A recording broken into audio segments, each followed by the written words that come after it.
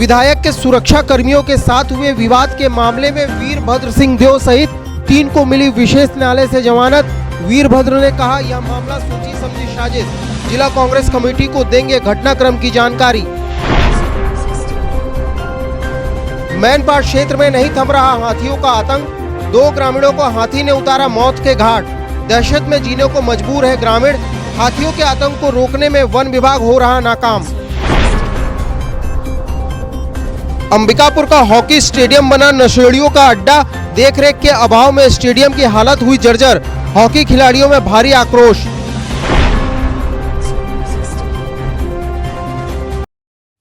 नमस्कार, मैं सुमित और आप देख रहे हैं आवाज। खबरें विस्तार से।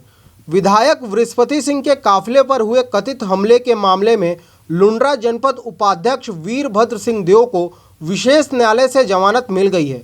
वहीं उन्होंने इस पूरे मामले को सोची समझी साजिश बताया है। इसके अलावा उन्होंने कहा कि जिला कांग्रेस कमेटी के सामने इस पूरे घटनाक्रम की जानकारी को वे रखेंगे। कांग्रेस विधायक बृहस्पति सिंह के फॉलो गार्ड के साथ हुए कथित विवाद मामले में लुंड्रा जनपद उपाध्यक्ष वीरभद्र सिंह देव सहित 2 अन्य लोगों को विशेष न्यायालय से जमानत मिल गई है। मीडिया से मुखातिब होते हुए उन्होंने कहा कि न्याय दिवस के दिन मुझे न्याय मिला है। वहीं इस घटना के संबंध में वीरभद्र सिंह देव ने कहा कि यह सोची समझी साजिश थी जिसमें उन्हें फंसाया गया था। इसके अलावा उन्होंने कहा कि वह भी कांग्रेस के कार्यकर्ता हैं। जिला कांग्रेस कमेटी के सामने इस पूरे घटनाक्रम को वे रखेंगे, जिसके बाद प्रेस कॉन्फ्रेंस कर इस घटना से जुड़ी हकीकत को मीडिया के सामने लाएंगे। बता दें कि कांग्रेस विधायक बृहस्पति सिंह के काफिले पर 24 जुलाई की रात हमला हुआ था, जिसके बाद 25 जुलाई को उन्होंने प्रेस कॉन्फ्रेंस कर मंत्री टीएस सिंह देव पर गंभीर आरोप लगाए थे। उन्होंने कहा था कि उन्हें जान का खतरा है, मुझ पर हमले कराने के पीछे मंत्री टीएस सिंह देव का हाथ है। गौरतलब है कि 4 दिनों तक चले इस विवाद के बाद बुधवार को विधानसभा सदन में इस मामले का पटाक्षेप हो गया। वहीं गृह मंत्री ने विधायक द्वारा मंत्री टीएस सिंह देव पर लगाए गए आरोपों को असत्य बताया है। देखिए, आज न्याय दिवस है और मुझे न्याय मिला है, और न्याय दिवस पे मुझे न्याय मिला बहुत बड़ी बात है। ये एक तरीके से कहिए कि एक सोची समझी साजिश थी, जिस साजिश को मुझे फंसाया गया था। हम प्रेस कॉन्फ्रेंस करेंगे, इसके आगे भी हम बात करेंगे। हम अपनी बातों को कांग्रेस कमेटी के सामने रखेंगे, जिला कांग्रेस कमेटी के सामने। मैं भी कांग्रेस कमेटी का एक पदाधिकारी हूँ, एक कार्यकर्ता हूँ। मैं सबसे पहले अपने कांग्रेस कार्यालय में बात रखूँगा। बात रखने के बाद फिर मैं आप लोगों के सामने सारी बातें। सरगुजा जिले के मैनपाट वन परिक्षेत्र में हाथियों का आतंक कम होने का नाम नहीं ले रहा है। हाथियों के दल से बिछड़े एक नर हाथी ने 2 ग्रामीणों को मौत के घाट उतार दिया है। इस घटना से क्षेत्र के ग्रामीणों में दहशत का माहौल है। वहीं वन अमला हाथियों के आतंक को रोकने में नाकाम साबित हो रहा है।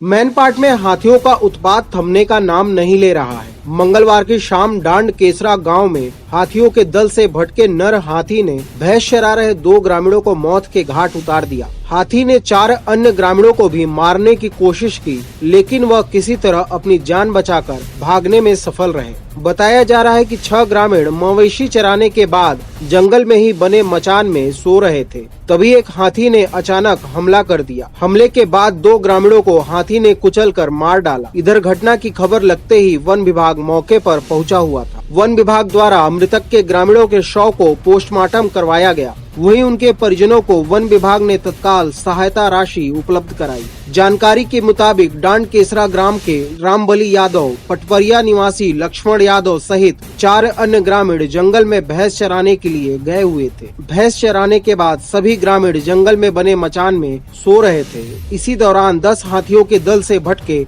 एक नर हाथी ने मचान पर हमला बोल दिया। ग्रामीण रामबली यादव और लक्ष्मण यादव जैसे ही नीचे गिरे, हाथी ने कुचलकर उन्हें मार डाला।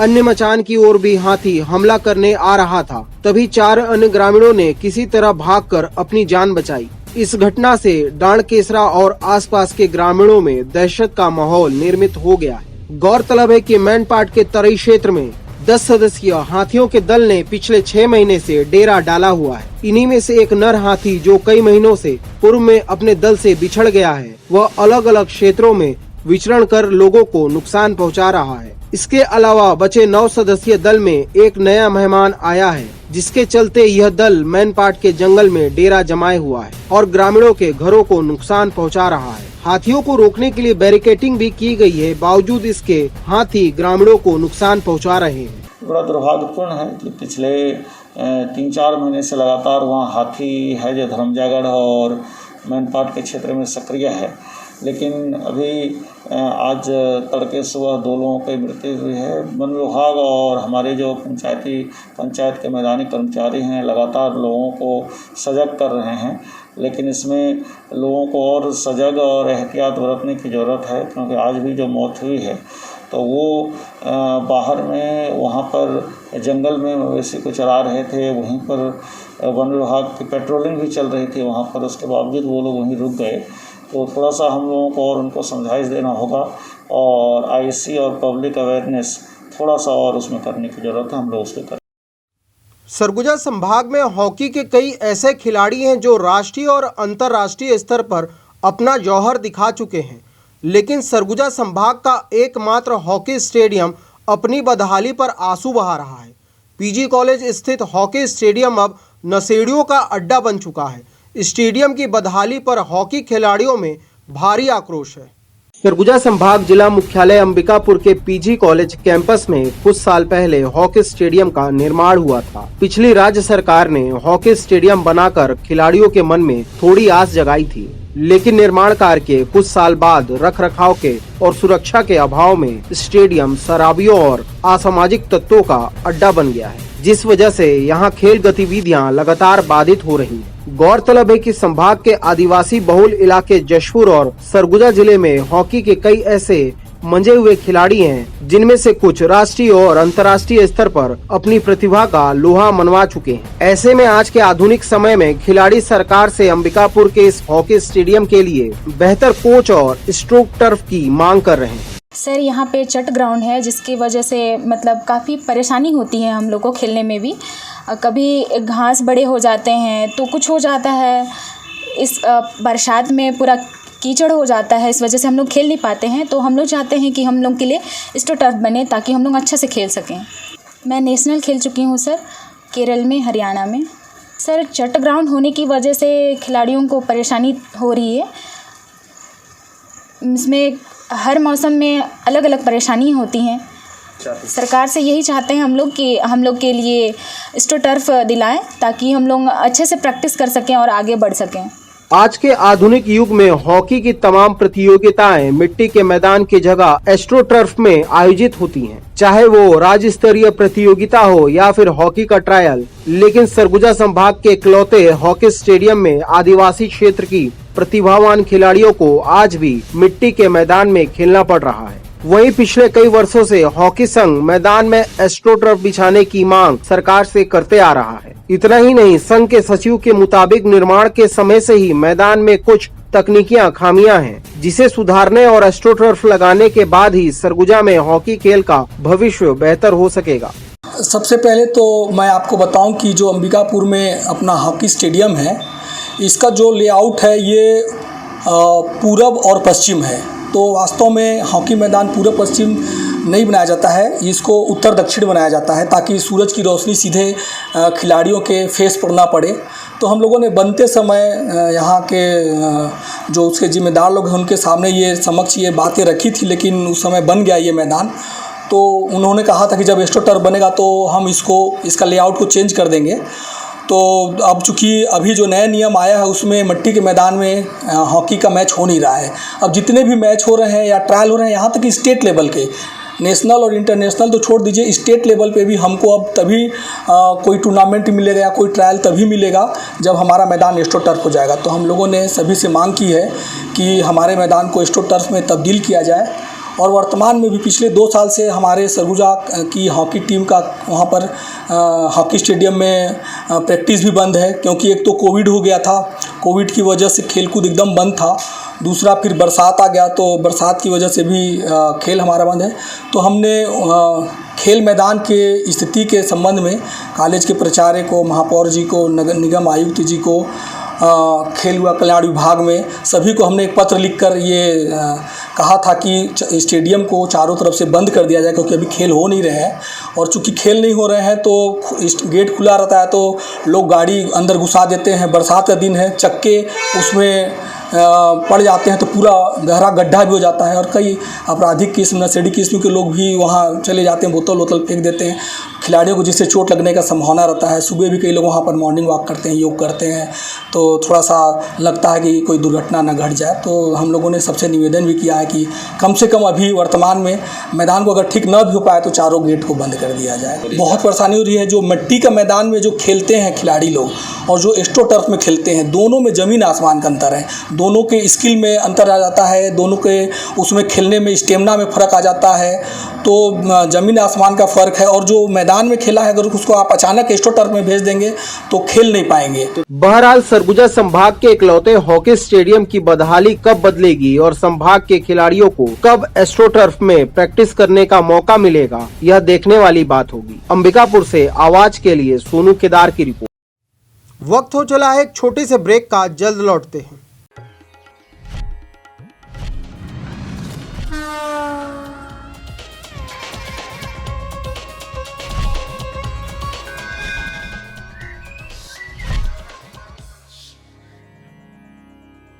क्या आपको मालूम है कि अंबिकापुर के सभी स्कूलों की ऑनलाइन क्लासेस शुरू हो गई हैं? क्या आपको वर्क फ्रॉम होम के लिए इंटरनेट की जरूरत है? अब अंबिकापुर के सभी क्षेत्रों में ब्रॉडबैंड इंटरनेट कनेक्शन की सुविधाएं उचित दरों पर उपलब्ध हैं। आज ही संपर्क करें Vande Mahamaya cable network, VM internet service, Alaknanda complex, प्रथम तल, अग्रसेन चौक, अंबिकापुर। मोबाइल 7440765555 9826120239।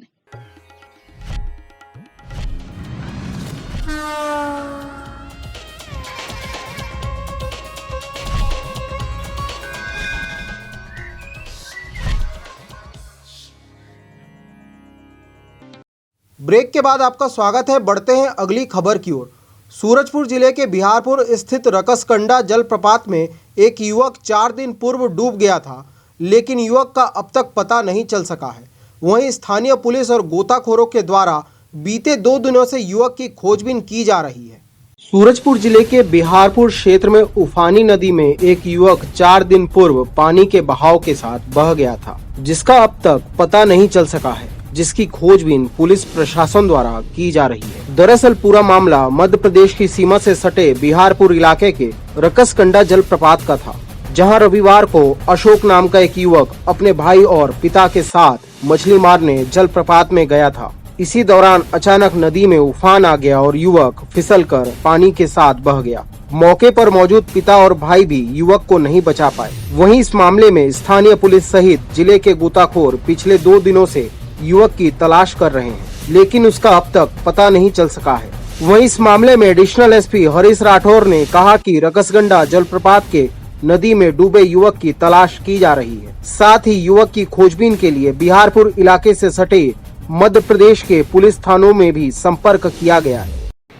ये थाना चांदनी क्षेत्र के जो रकसगंडा वाटरफॉल है, वहाँ से करीब 1 किलोमीटर आगे इसी रेड़ नदी में अपने भाई और अपने पिता के साथ देवड़ी गांव का अशोक अगरिया है, वो मछली मारने गया हुआ था। चूँकि नदी का बहाव काफ़ी तेज़ है, वहाँ मछली मारने के दौरान उसका पैर फिसल गया, जिसमें वो बह गया था। वहाँ पे जो उपस्थित लोग थे, उसके पिता, उसके भाई और अन्य मछली मारने वाले जो लोग थे, उन्होंने भी बचाने का प्रयास किया, लेकिन वो नहीं बचा पाए। इस पे थाना चांदनी की पुलिस और अपने सूरजपुर से SDRF की टीम वहाँ पे गई हुई है। लगातार वहाँ पे खोजबीन कर रहे हैं, रेस्क्यू ऑपरेशन कर रहे हैं, लेकिन अभी तक वो जो बह गया युवक है वो बरामद नहीं हो पाया है। अभी भी हमारी टीम लगी हुई है और जो मध्य प्रदेश के थाना चौकी है और आसपास के गांव हैं, उनको भी सूचित कर दिया गया है, ताकि यदि वहीं कहीं उनको जानकारी मिले तो। पिछले 4 दिनों से चल रहा मंत्री TS सिंहदेव और विधायक बृहस्पति सिंह विवाद का बुधवार को सदन में पटाक्षेप हो गया, लेकिन इन 4 दिनों के भीतर सोशल मीडिया पर मंत्री TS सिंहदेव के समर्थन में लोगों की प्रतिक्रिया देखने को मिली। एक तरफ जहां लोगों ने मंत्री सिंहदेव के समर्थन में जमकर लिखा, वहीं दूसरी ओर विधायक के खिलाफ कार्रवाई करने की मांग भी की गई। रामानुजगंज विधायक बृहस्पति सिंह द्वारा स्वास्थ्य मंत्री टीएस सिंहदेव के खिलाफ मीडिया में लगाए गए आरोप का पटाक्षेप सदन में हो गया। वहीं गृह मंत्री ने भी विधायक द्वारा स्वास्थ्य मंत्री पर लगाए गए आरोपों को झूठा बताया है। लेकिन इन सब के बीच सूरजपुर जिले में सोशल मीडिया पर टीएस सिंहदेव के समर्थक अपनी प्रतिक्रिया जाहिर करते हुए स्वास्थ्य मंत्री के समर्थन में जमकर लिख रहे हैं। वहीं जिले के कांग्रेस उपाध्यक्ष आर.के. ओझा ने भी सोशल मीडिया पर टीएस सिंहदेव के समर्थन के साथ रामानुजगंज विधायक बृहस्पति सिंह के आरोपों की कड़ी निंदा की है। वहीं दूसरी ओर भाजपा के जिला अध्यक्ष ने भी पूरे मामले पर प्रतिक्रिया जाहिर करते हुए कहा कि स्वास्थ्य मंत्री द्वारा किया गया वॉकआउट छत्तीसगढ़ विधानसभा में पहला मामला है। ऐसे में स्वास्थ्य मंत्री की स्थिति विधानसभा में स्पष्ट होनी चाहिए। इधर जनता कांग्रेस छत्तीसगढ़ जोगी के जिला अध्यक्ष संजीत यादव ने भी इस मामले को कांग्रेस का अंदरूनी मामला बताते हुए पूरे मामले में जाँच कराने की मांग की है। बृहस्पति सिंह जी का बयान आया और इसके बावजूद कि उन्होंने इतने गंभीर आरोप लगाए, फिर भी महाराज साहब सरगुजा ने बहुत ही धैर्य और संयम का परिचय देकर पार्टी फोरम में अपनी बात रखी। पार्टी स्तर पे भी किसी भी प्रकार का कोई सम्मानजनक हल नहीं हुआ और शासन स्तर पे भी आज गृह मंत्री जी का जो बयान था वो माननीय महाराज साहब की प्रतिष्ठा के अनुकूल नहीं था। इसलिए उन्होंने अपने आत्मसम्मान की रक्षा के लिए ये कदम उठाया और सदन की मर्यादा का पूरा पालन करते हुए उन्होंने आसंदी को सूचित किया, उसके बाद उन्होंने बहिर्गमन किया। तो ऐसी स्थिति में जिला कांग्रेस कमेटी सूरजपुर उनके इस निर्णय के साथ है। किसी भी व्यक्ति की छवि को धूमिल करने का ऐसा खुद से प्रयास हो और उसके आत्मसम्मान को ठेस पहुँचे तो व्यक्ति कठोर निर्णय लेने को बाध्य हो जाता है और इसलिए महाराज साहब के द्वारा उठाया गया एक कदम बिल्कुल सही कदम है। पार्टी के शीर्ष नेतृत्व को इस मामले को संज्ञान में लेते हुए बृहस्पति सिंह के खिलाफ कठोर से कठोर कार्रवाई करनी चाहिए। देखिए, बाबा साहब जो हैं एकदम साफ और एकदम स्पष्ट छवि के हैं। वो किसी भी तरह किसी के प्रति द्वेष की भाव नहीं रखते हैं। तो पूरा सरगुजा जो है महाराज जी के अगुवाई में चलता है। तो महाराज ऐसे कार्य कतई नहीं कर सकते। उनको किसी राजनीतिक षड्यंत्र के तहत अभी फंसाया जा रहा है, उनके छवि को धूमिल किया जा रहा है। क्या है, अभी 2.5 साल के जो सीएम की चर्चा हो रही थी उसी के कारण उनको धूमिल किया जा रहा है, उनके छवि को बिगाड़ा जा रहा है। कांग्रेसियों का अपने पार्टी का उनका मामला है, उनकी सरकार का मामला है, इसमें बहुत ज़्यादा कुछ उनको तो कहना नहीं है। पर तो ये ज़रूर है कि टीएस सिंह ने जो आज विधानसभा से वॉकआउट किया है और उन्होंने कहा कि मेरी स्थिति स्पष्ट की जानी चाहिए। मैंने कुल मिला के उनका कहना ये है कि भाई हमारे बारे में जो बातें आ रही हैं, कहाँ दोषी हूँ नहीं हूँ, ये बात इसके लिए विधानसभा में स्पष्ट होनी चाहिए और निश्चित रूप से स्पष्ट होनी भी चाहिए और उसकी जांच की जानी चाहिए। और वास्तव में ये कुछ लोगों के द्वारा षड्यंत्र है या वास्तविकता है, ये प्रदेश की आम जनता को मालूम होना चाहिए और जानकारी रहनी चाहिए। इस दृष्टि से सरकार को करना चाहिए। और ये छत्तीसगढ़ के सदन में मुझे जानकारी है कि इस प्रकार का ये पहली घटना है कि मंत्रिमंडल में रहते हुए और मंत्री रहते हुए वॉकआउट करना, ये बहुत बड़ी घटना है। और निश्चित रूप से इनकी सत्ता का मामला है, सत्ता का आपस का जो खींचतान चल रही है वो पूरी जनता देख रही है। यह कांग्रेस का अंदरूनी मामला है। छत्तीसगढ़ में पिछले 2-3 दिनों से जो राजनीति चल रही है या देखने को मिल रही है, उस विषय पे आज छत्तीसगढ़ विधानसभा में छत्तीसगढ़ के स्वास्थ्य मंत्री श्री टीएस सिंहदेव जी ने जो निर्णय लिया सदन में वॉकआउट करने का, उन्होंने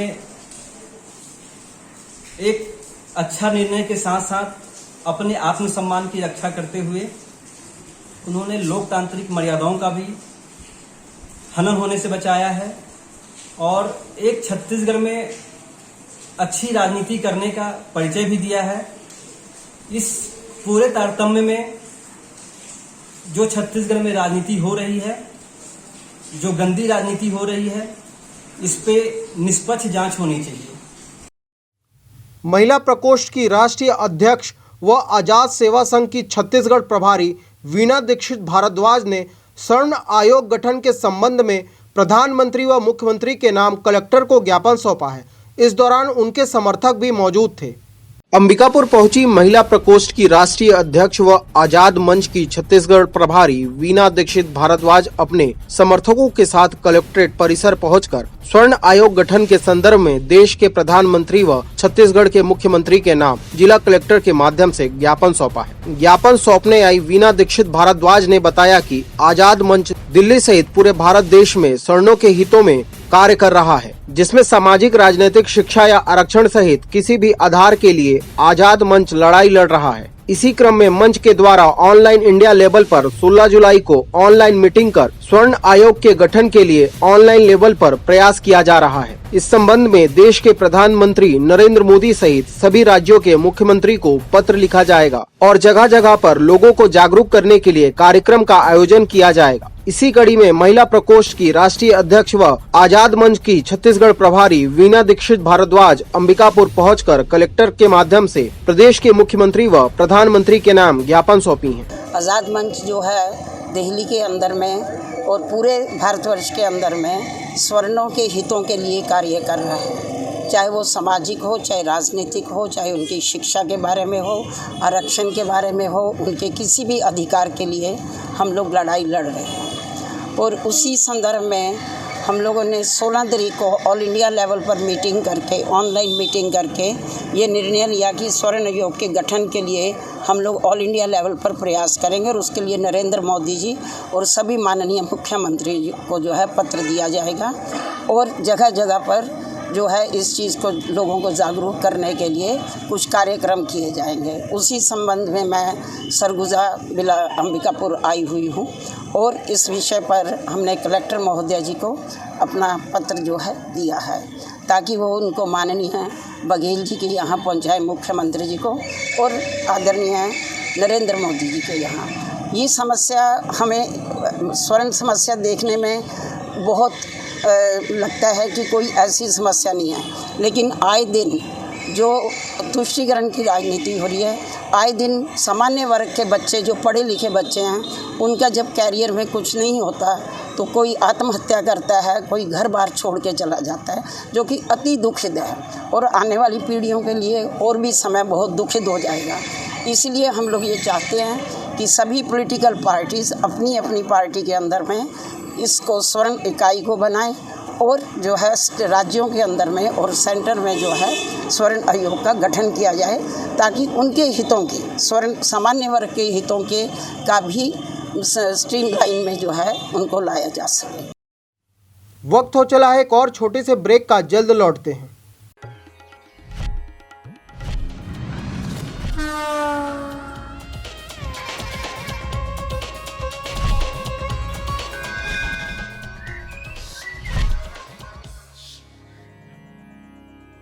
क्या आपको मालूम है कि अंबिकापुर के सभी स्कूलों की ऑनलाइन क्लासेस शुरू हो गई हैं? क्या आपको वर्क फ्रॉम होम के लिए इंटरनेट की जरूरत है? अब अंबिकापुर के सभी क्षेत्रों में ब्रॉडबैंड इंटरनेट कनेक्शन की सुविधाएं उचित दरों पर उपलब्ध हैं। आज ही संपर्क करें Vande Mahamaya cable network, VM internet service, Alaknanda complex, प्रथम तल, अग्रसेन चौक, अंबिकापुर। मोबाइल 7440765555 9826120239।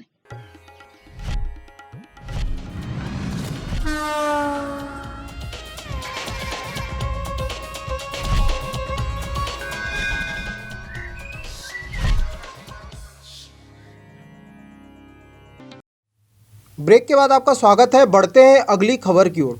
शहर के एक निजी होटल में महिलाओं के लिए सावन श्रृंगार मेला का आयोजन 31 जुलाई को किया जाएगा।